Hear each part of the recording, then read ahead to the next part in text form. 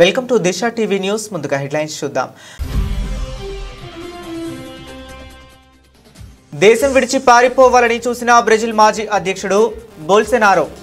పొరుగు దేశం అర్జెంటీనాలో రాజకీయ ఆశ్రయం కోసం ప్రయత్నం.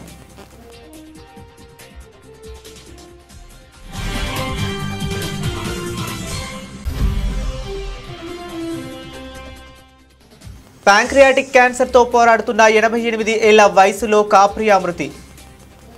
కోర్టు వీడియోలతో సోషల్ మీడియాలో ప్రపంచవ్యాప్తంగా గుర్తింపు.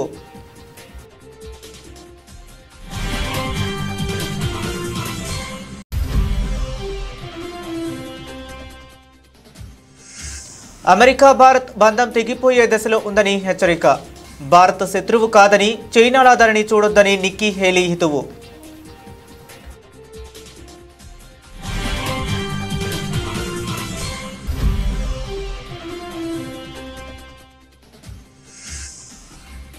అరెస్టైన మంత్రులను తొలగించే బిల్లులపై తీవ్ర వివాదం. దేశాన్ని మధ్యయుగంలోకి తీసుకెళ్తుందన్న రాహుల్ గాంధీ.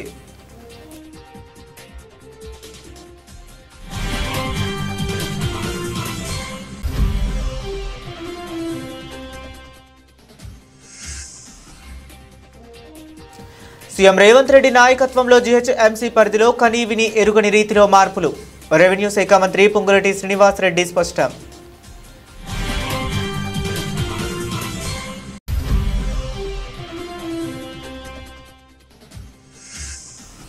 హైటెక్ సిటీని కట్టినప్పుడు అవహేళన చేశారని వ్యాఖ్య. ఇప్పుడు మూసి ప్రక్షాళనకు అడ్డుపడుతున్నారని విమర్శ.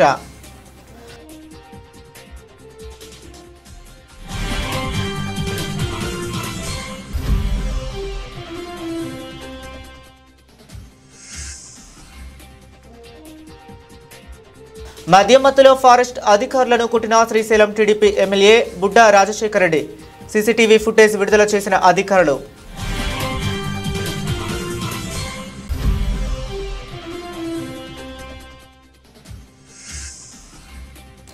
అధికారం ఉంది కదా అని అహంకారపూరితంగా మాట్లాడితే అది తగ్గిస్తాం. టీడీపీ మాజీ చైర్మన్ భూమన కరుణాకర్ రెడ్డి హెచ్చరిక.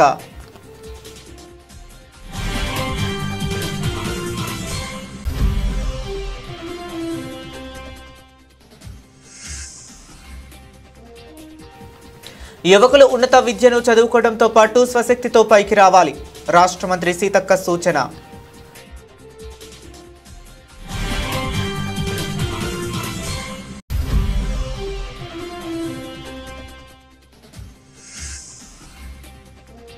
కోవూరు ఎమ్మెల్యే వేమిరెడ్డి ప్రశాంత్ రెడ్డికి బెదిరింపు లేఖ కలకలం. ఈ నెల 17న నెల్లూరులోని ఎంపీ వేమిరెడ్డి ప్రభాకర్ రెడ్డి ఇంటికి వచ్చిన లేఖ. ఇక డీటెయిల్స్ చూస్తే బ్రెజిల్ మాజీ అధ్యక్షుడు జైర్ బోల్సోనారో చుట్టూ ఉచ్చు బిగుస్తుంది.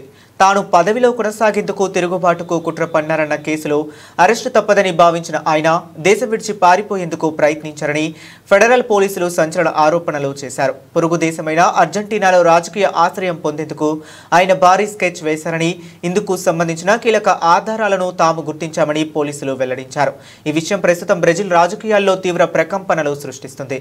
తిరుగుబాటు కుట్ర కేసును సంబంధించి ఫెడరల్ పోలీసులు సుప్రీంకోర్టు 170 పేజీల నివేదికను సమర్పించారు. ఇందులో బోల్సోనారోకు సంబంధించిన ఫోన్ మెసేజ్లు, వాయిస్ నోట్స్ ను కీలక ఆధారాలుగా చేర్చారు. బ్రెజిల్లో తనపై రాజకీయ అణచివేత జరిగిందని, ప్రాణహాని ఉందని అర్జెంటీనా అధ్యక్షుడికి సందేశం పంపి రాజకీయ ఆశ్రయం కోరినట్లు ఈ నివేదికలో పేర్కొన్నారు. ఈ కేసులో సుప్రీంకోర్టు తీర్పు వెలువడనున్న తరుణంలో ఆ వివరాలు బయటకు రావడం ప్రాధాన్యత సంతరించుకుంది. ఇదే కేసులో అరెస్టు నుంచి తప్పించుకునేందుకు బోల్సోనారో గత ఫిబ్రవరిలో హంగేరియన్ రాయబార కార్యాలయంలో 2 రోజుల పాటు తలదాచుకున్న విషయం కూడా వెలుగులోకి వచ్చింది. తాజా పరిణామాలపై అమెరికాలో ఉంటున్న ఆయన కుమారుడు ఎడ్వర్డో బోల్సోనారో స్పందించారు. తన తండ్రితో తాను జరిపిన సంభాషణను బయటపెట్టడం రాజకీయ దురుద్దేశంతో కూడుకున్నదని ఆయన ఆరోపించారు. ఇదిలా ఉండగా తిరుగుబాటు కేసుతో పాటు ఇప్పుడు మరో కొత్త చిక్కు బోల్సోనారోను ఆయన కుమారుణ్ణి చుట్టుముడుతుంది. న్యాయ విచారణ ప్రక్రియను అడ్డుకున్నారన్న ఆరోపణలపై తండ్రి కొడుకులపై మరో కేసు నమోదు చేసేందుకు ఫెడరల్ పోలీసులు సిద్ధమవుతున్నట్లు సమాచారం. దీంతో వారిద్దరికీ మరిన్ని న్యాయపరమైన చిక్కులు తప్పేలా లేవు.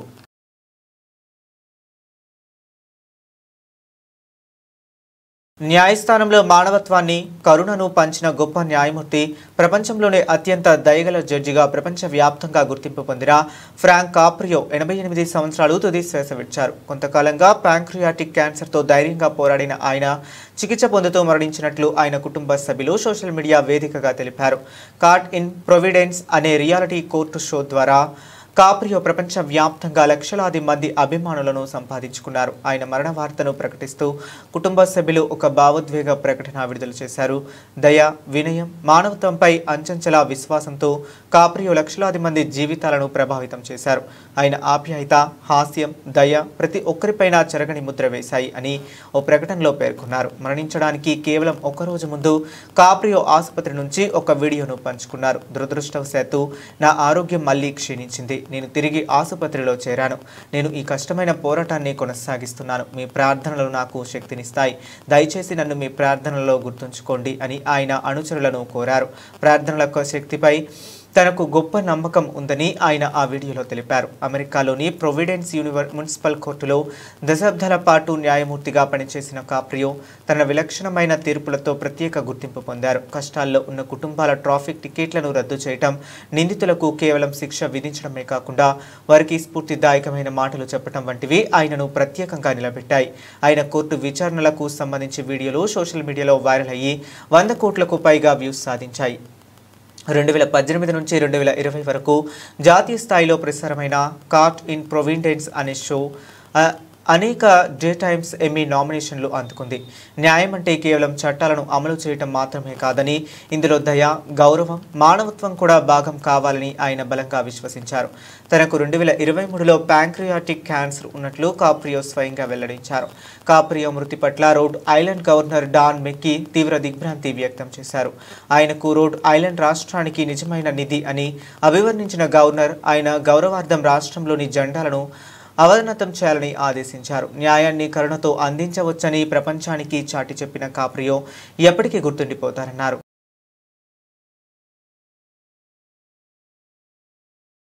భారత్ విషయంలో అమెరికా అధ్యక్షుడు డొనాల్డ్ ట్రంప్ అనుసరిస్తున్న కఠిన వైఖరిపై రిపబ్లికన్ పార్టీ సీనియర్ నేత, భారత సంతతికి చెందిన నిక్కీ హేలీ తీవ్ర హెచ్చరికలు జారీ చేశారు.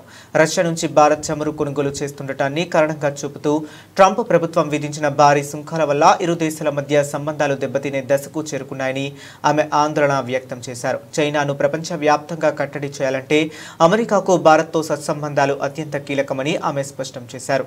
ప్రముఖ మీడియా సంస్థ న్యూస్ వీక్లో రాసిన ఒక వ్యాసంలో నిక్కీ హేలీ ఈ అభిప్రాయాలను వెల్లడించారు. అమెరికా భారత్ బంధం ప్రస్తుతం ప్రమాదకరమైన దశలో ఉంది.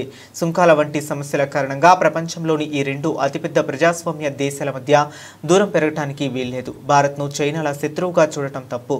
అది మనకు అత్యంత విలువైన స్నేహపూర్వక ప్రజాస్వామ్య భాగస్వామి అని ఆమె పేర్కొన్నారు. ఆసియాలో చైనా ఆధిపత్యాన్ని అడ్డుకోగల ఏకైక దేశం భారత్ మాత్రమేనని, ఇలాంటి దేశంతో 25 ఏళ్లుగా కొనసాగుతున్న స్నేహాన్ని దెబ్బ తీసుకోవటం వ్యూహాత్మక తప్పిదం అవుతుందని ఆమె హెచ్చరించారు. ట్రంప్ ప్రభుత్వ విదేశాంగ విధాన లక్ష్యాలు నెరవేరాలంటే భారత్తో సంబంధాలను తిరిగి గాడిన పెట్టడం చాలా ముఖ్యం. చైనా నుంచి కీలక సరఫరా గొలుసులను తరలించడంలో, రక్షణ రంగంలో, మధ్యప్రాచ్యంలో స్థిరత్వం తీసుకురావడంలో భారత్ పాత్ర ఎంతో కీలకం అని నిక్కీ హేలీ తన వ్యాసంలో వివరించారు. జనాభా, ఆర్థిక శక్తి పరంగా భారత్ వేగంగా ఎదుగుతుందని ఆమె విశ్లేషించారు. కమ్యూనిస్టు చైనా ఎదుగుదల ప్రపంచానికి ముప్పుగా మారితే ప్రజాస్వామ్య దేశమైన భారత్ శక్తివంతంగా మారటం స్వేచ్ఛ ప్రపంచానికి మంచిదే. ఈ నిజాన్ని ట్రంప్ ప్రభుత్వం గ్రహించాలి అని ఆమె సూచించారు. ట్రంప్ తొలి అధ్యక్ష పదవీ కాలంలో ఐక్యరాజ్య సమితిలో అమెరికా రాయబారిగా నిక్కీ హేలీ పనిచేసిన విషయం తెలిసిందే. క్రిమినల్ కేసుల్లో అరెస్టు అయిన మంత్రులను వెంటనే పదవి నుంచి తొలగించేందుకు కేంద్ర ప్రభుత్వం తీసుకుంటున్న బిల్లు తీవ్ర దుమారం రేపుతుంది. ఈ బిల్లు దేశాన్ని మధ్యయుగంలోకి నెట్టివేస్తుందంటూ కాంగ్రెస్ అగ్రనేతలు రాహుల్ గాంధీ తీవ్ర స్థాయిలో విమర్శలు గుప్పించారు. ఇది ప్రజాస్వామ్య స్ఫూర్తికి విరుద్ధమని, రాజకీయ కక్ష సాధింపులకు అవకాశం ఇస్తుందని ఆయన ఆరోపించారు. బుధవారం నాడు ఢిల్లీలో రాహుల్ గాంధీ మాట్లాడుతూ, అరెస్ట్ అయినంత మాత్రాన నేరం రుజువైనట్లు కాదు, కానీ ఈ బిల్లు ద్వారా ప్రభుత్వాలు తమ రాజకీయ ప్రత్యర్థులపై కక్ష సాధింపులకు పాల్పడే ప్రమాదం ఉంది. ఇది న్యాయ వ్యవస్థ స్వేచ్ఛను హరించడమే, అధికారం న్యాయాన్ని శాసించే పరిస్థితులు తలెత్తుతాయి అని హెచ్చరించారు. అయితే ఈ విమర్శలను కేంద్ర ప్రభుత్వం తోసిపుచ్చింది. పాలనలో పారదర్శకత, జవాబుదారీతనం పెంచేందుకే ఈ బిల్లును తీసుకువచ్చినట్లు స్పష్టం చేసింది. తీవ్రమైన నేరారోపణలు ఎదుర్కొంటూ అరెస్టు అయిన వ్యక్తి మంత్రి పదవిలో కొనసాగటం ప్రజల నమ్మకాన్ని దెబ్బతీస్తుందని ప్రభుత్వం వాదిస్తుంది. రాహుల్ గాంధీతో పాటు ఇతర ప్రతిపక్ష పార్టీలు కూడా ఈ బిల్లును తీవ్రంగా వ్యతిరేకిస్తున్నాయి. తమ గొంతు నొక్కేందుకే కేంద్రం ఇలాంటి చట్టాలు తీసుకొస్తుందని ఆరోపించింది. ప్రస్తుతం పార్లమెంట్లో ఈ బిల్లుపై చర్చ జరుగుతుండగా రాబోయే రోజుల్లో దీని భవితవ్యం తేలనుంది. ఈ బిల్లు చట్టంగా మారితే దేశ రాజకీయాల్లో మంత్రుల అధికారాలు, బాధ్యతలపై గణనీయమైన ప్రభావం చూపే అవకాశం ఉందని రాజకీయ నిపుణులు విశ్లేషిస్తున్నారు. సీఎం రేవంత్ రెడ్డి నాయకత్వంలో జీహెచ్ఎంసీ పరిధిలో కనీవిని ఎరుగని రీతిలో మార్పులు తీసుకువస్తున్నాం అని రెవెన్యూ శాఖ మంత్రి పొంగులేటి శ్రీనివాసరెడ్డి అన్నారు.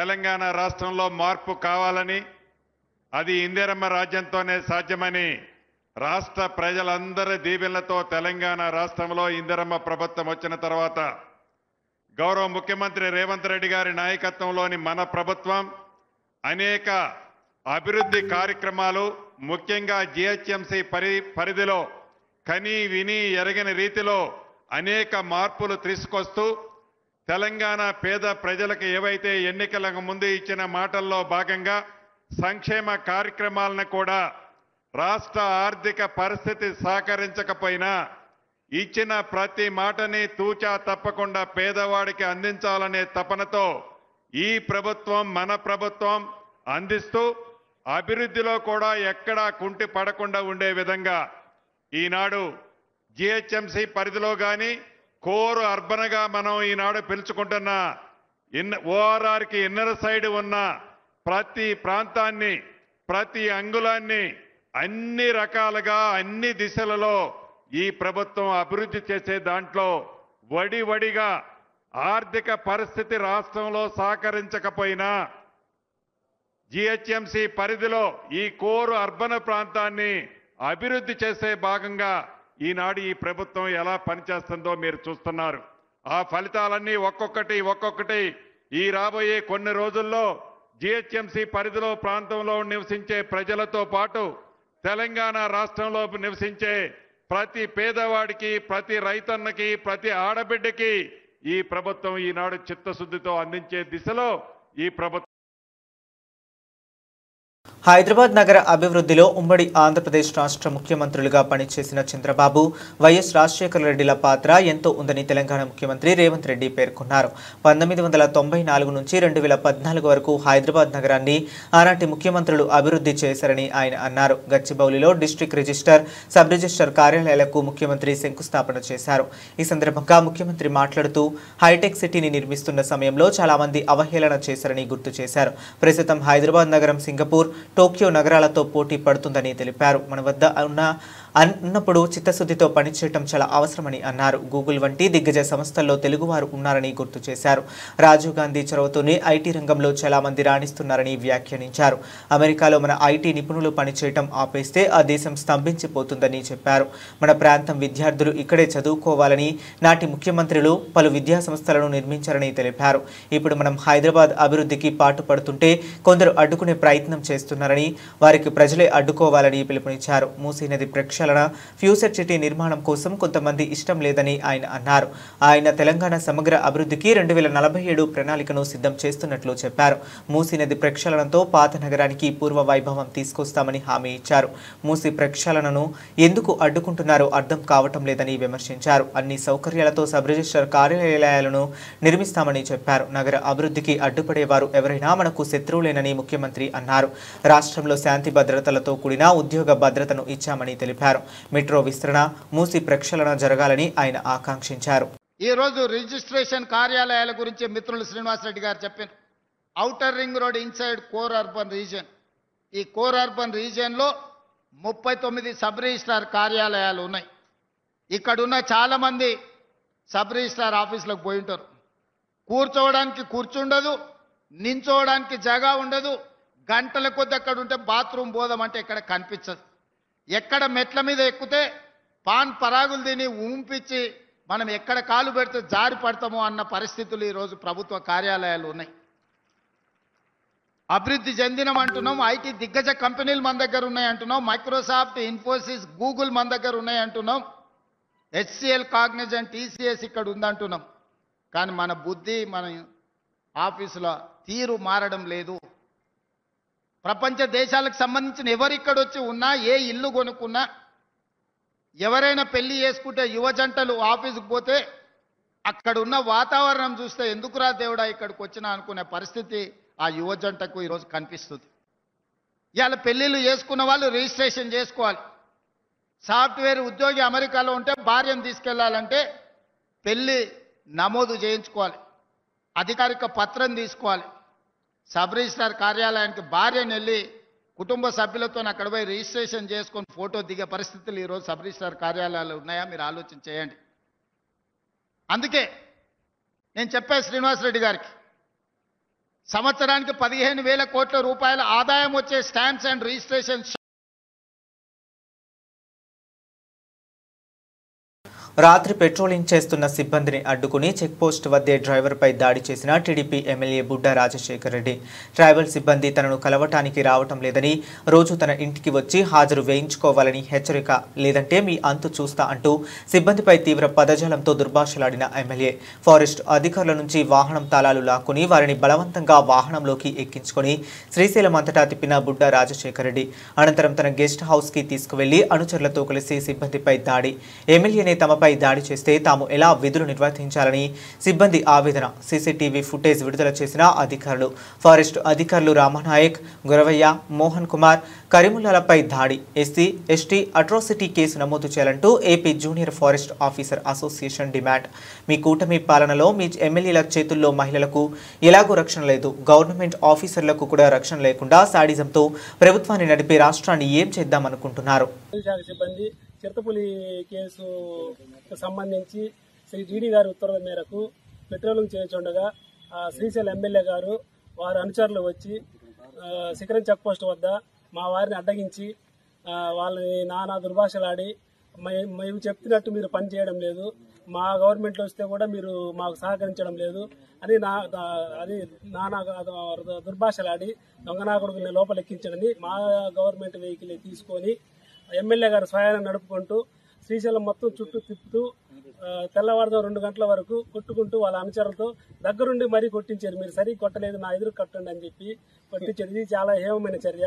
అటవీ శాఖ సిబ్బందిని, విధుల్లో ఉన్న వారిని, అటవీ ఉద్యోగుల్ని విధి నిర్వహణలో ఉండగా కొట్టడము దుర్భాషమైన చర్యగా భావిస్తూ మేము రాజశేఖర రెడ్డి గారిని పదవి నుంచి తొలగించి వాళ్ళని వెంటనే ఎస్సీ ఎస్టీ అందరూ ఎస్సీ ఎస్టీ మైనార్టీ వారు ఉన్నారు, సభ్యులు 9 కూడా, వారిని వెంటనే అరెస్ట్ చేసి ప్రభుత్వ పరంగా చర్యలు తీసుకోవాలని కోరడం అనేది. దీనిలో ఏదన్నా చిన్న జరిగినచో మేము తీవ్రంగా దీన్ని రాష్ట్ర స్థాయి లెవెల్లో మా అటవీ అధికారుల అసోసియేషన్ ప్రెసిడెంట్ ద్వారా మరి మా శ్రీ పవన్ కళ్యాణ్ గారిని కలిసి విన్నపం ఇచ్చుకొని దీన్ని తీవ్రంగా ప్రతిఘటిస్తామని విలేకరుల సమావేశంలో మీకు ప్రముఖంగా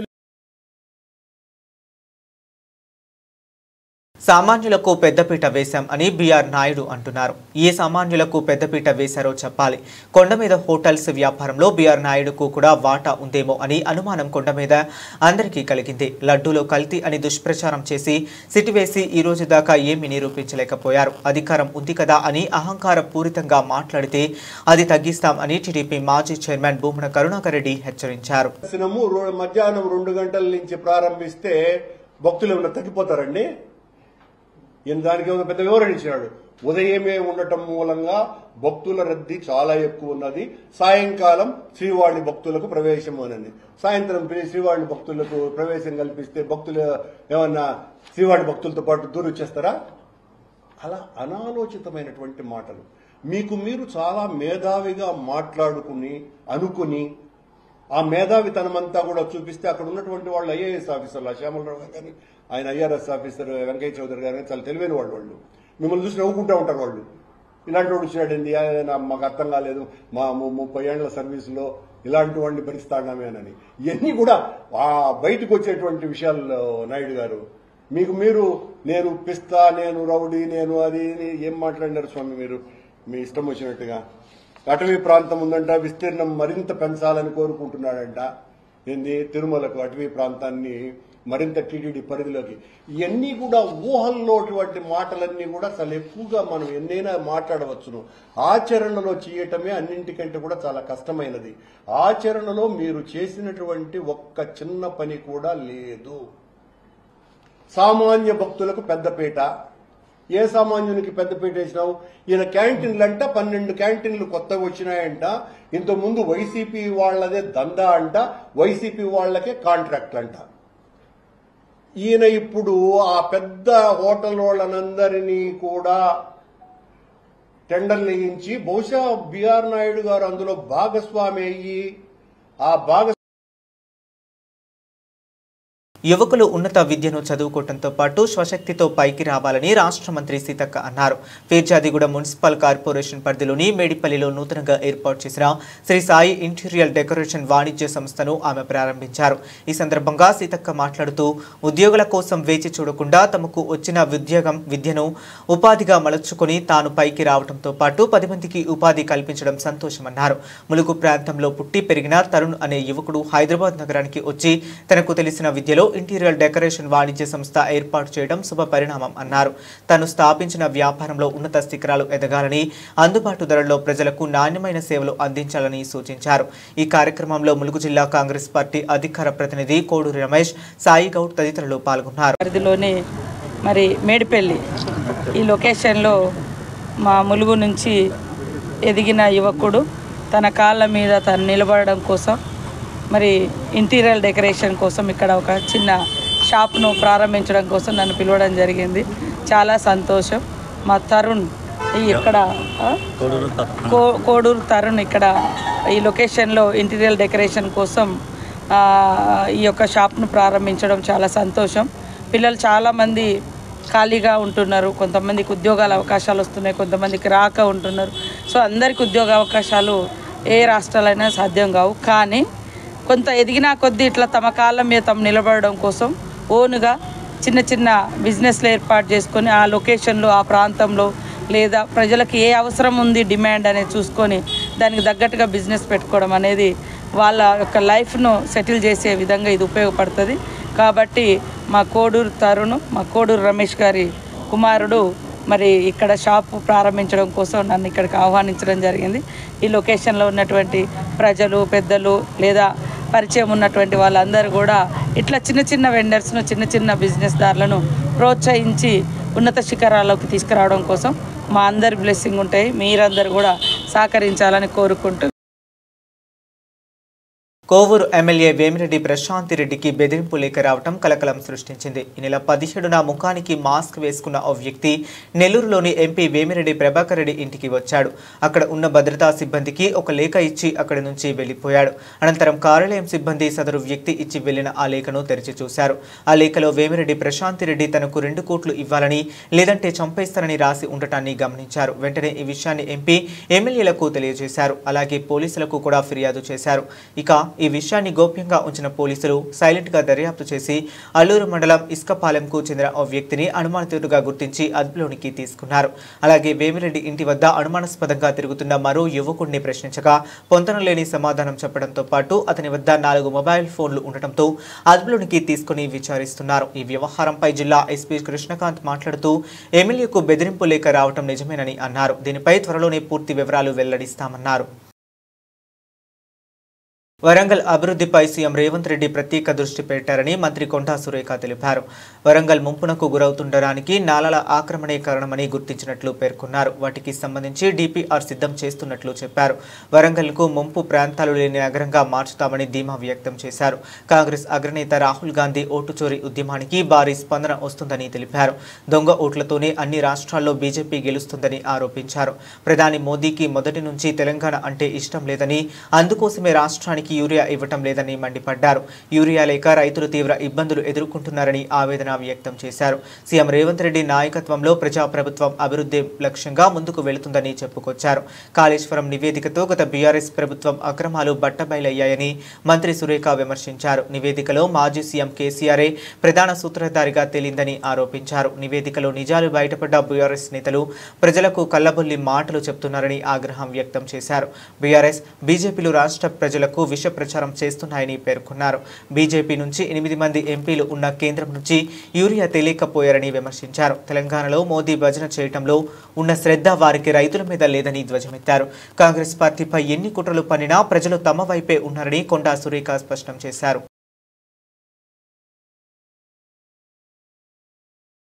team India chief selector Ajit Agarkar పై బీసీసీఐ పూర్తి విశ్వాసం ఉంచింది. ఆయన పదవీ కాలాన్ని 2026 జూన్ వరకు పొడిగిస్తూ కీలక నిర్ణయం తీసుకుంది. అగార్కర్ హయాంలో భారత జట్టు వరుసగా 2024 టీ20 ప్రపంచ కప్, 2025 ఛాంపియన్షిప్ ట్రోఫీ వంటి ప్రతిష్టాత్మక టైటిళ్లను గెలుచుకోవటమే ఈ నిర్ణయానికి ప్రధాన కారణంగా తెలుస్తుంది. ఇండియన్ ప్రీమియర్ లీగ్ 2025కు ముందే ఆయన కాంట్రాక్టర్కు పునరుద్ధరించినట్లు సమాచారం. అగార్కర్ నేతృత్వంలోని సెలక్షన్ కమిటీ జట్టులో విజయవంతమైన మార్పులు తీసుకురావడంలో సఫలమైంది. ఆయన పదవీ కాలంలో భారత జట్టు టైటిళ్లు గెలుచుకోవటమే కాకుండా టెస్టులు, టీ20 జట్లలో మార్పులను కూడా చూసింది. బీసీసీఐ ఆయన కాంట్రాక్టును 2026 జూన్ వరకు పొడిగించగా కొన్ని నెలల క్రితమే అగార్కర్ ఈ ఆఫర్ను అంగీకరించారు అని బీసీసీఐ అధికారి ఒకరు వెల్లడించారు. ఇదే సమయంలో star pacer Jasprit Bumrah work load management పై అగార్కర్ స్పష్టత ఇచ్చారు.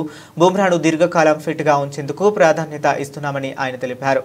బుమ్రా విషయంలో ప్రత్యేకంగా రాతపూర్వకంగా ఎలాంటి ప్రణాళిక లేదు. కానీ జట్టు మేనేజ్మెంట్, ఫిజియోలు ఎప్పటికప్పుడు అతడిని పర్యవేక్షిస్తూనే ఉంటారు.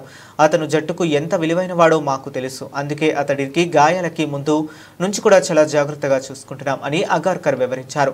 ప్రపంచ cup, champions trophy, Australia, England వంటి కీలక సిరీస్లకు బుమ్రా అందుబాటులో ఉండటం చాలా ముఖ్యమని ఆయన నొక్కి చెప్పారు. గతంలో గాయాల బారిన పడినందున అతడి విషయంలో మరింత ప్రత్యేక శ్రద్ధ తీసుకుంటున్నామని పేర్కొన్నారు. బుమ్రా ఫిట్నెస్, జట్టు అవసరాలు, వైద్య బృందం సూచనల ఆధారంగానే అతన్ని మ్యాచ్లకు ఎంపిక చేస్తామని అగార్కర్ స్పష్టం చేశారు.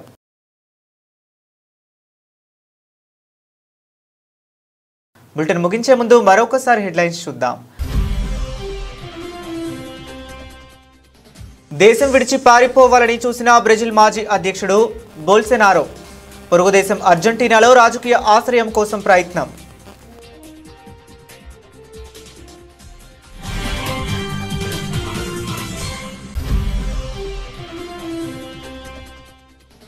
ప్యాంక్రియాటిక్ క్యాన్సర్తో పోరాడుతున్న 88 ఏళ్ల వయసులో కాప్రియా మృతి. కోర్టు వీడియోలతో సోషల్ మీడియాలో ప్రపంచవ్యాప్తంగా గుర్తింపు.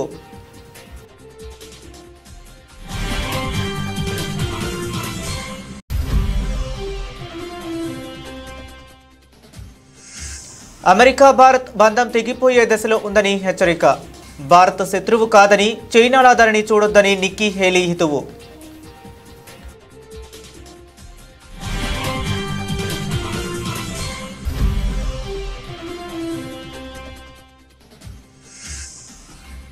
అరెస్టైన మంత్రులను తొలగించే బిల్లులపై తీవ్ర వివాదం. దేశాన్ని మధ్యయుగంలోకి తీసుకెళ్తుందన్న రాహుల్ గాంధీ.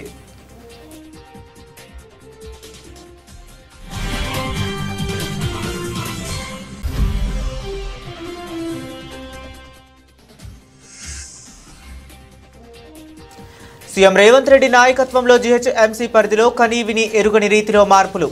రెవెన్యూ శాఖ మంత్రి పొంగులేటి శ్రీనివాసరెడ్డి స్పష్టం.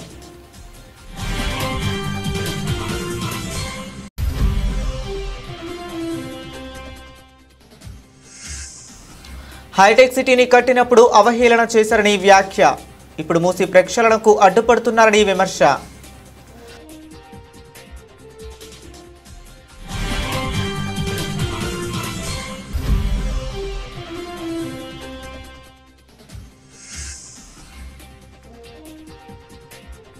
మద్యమత్తులో ఫారెస్ట్ అధికారులను కుట్టిన Srisailam TDP MLA Budda Rajasekhara Reddy. CCTV footage విడుదల చేసిన అధికారులు.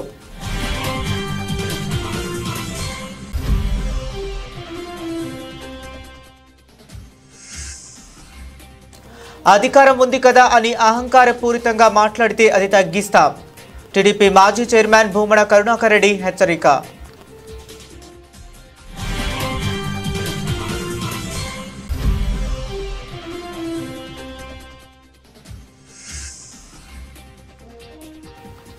యువకులు ఉన్నత విద్యను చదువుకోవడంతో పాటు స్వశక్తితో పైకి రావాలి. రాష్ట్ర మంత్రి సీతక్క సూచన.